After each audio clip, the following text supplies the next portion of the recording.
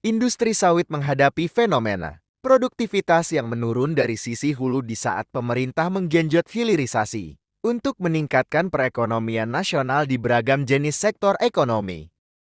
Ekonom Senior Institute for Development of Economics and Finance, INDIF, Tauhid Ahmad mengatakan, dari sisi hilir industri sawit sudah cukup baik. Namun, dari sisi huluisasi belum berjalan optimal. Karena produktivitas, sawit terus mengalami penurunan.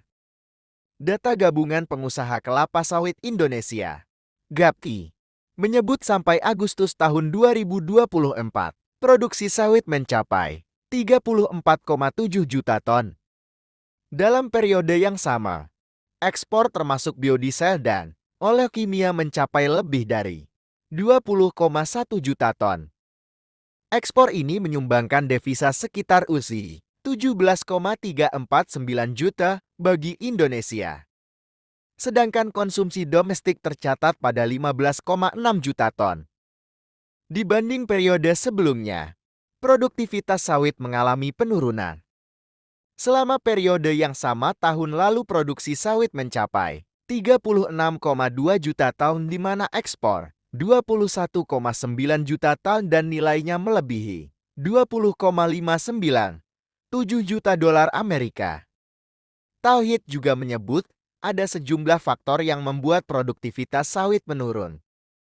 Pertama, usia pohon sawit yang sudah tidak produktif.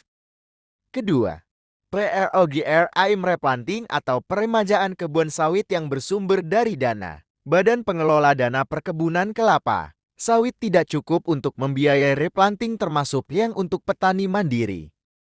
Ketiga, masalah perubahan iklim yang mempengaruhi produktivitas sawit. Terakhir, permintaan kebutuhan biodiesel yang meningkat. Sebagai salah satu solusinya adalah mempercepat replanting, ketimbang menambah biodiesel dan ekstensifikasi sawit melalui optimalisasi lahan-lahan terlantar yang dibenarkan perundang-undangan.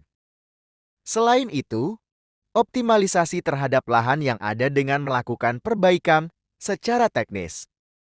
Mulai pembibitan, pemupukan, hingga pengairan yang baik sehingga meningkatkan produktivitas sawit termasuk di tingkat petani mandiri.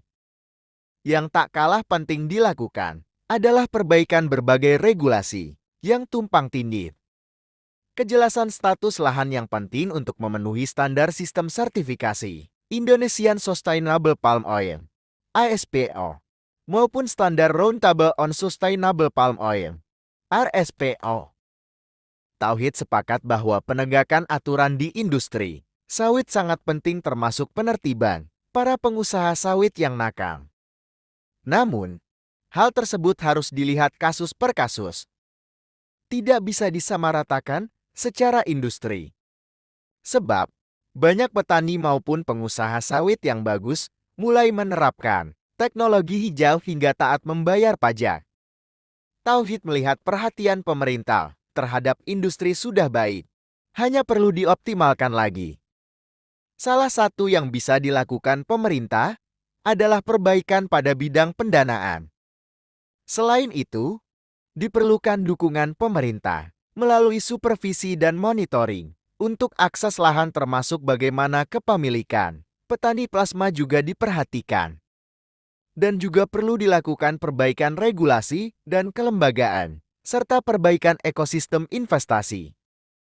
Senada dengan itu, Ketua Umum JAPKI, Edi Martono, mengatakan yang harus mendapat perhatian, utama di sektor hulu adalah peningkatan produktivitas.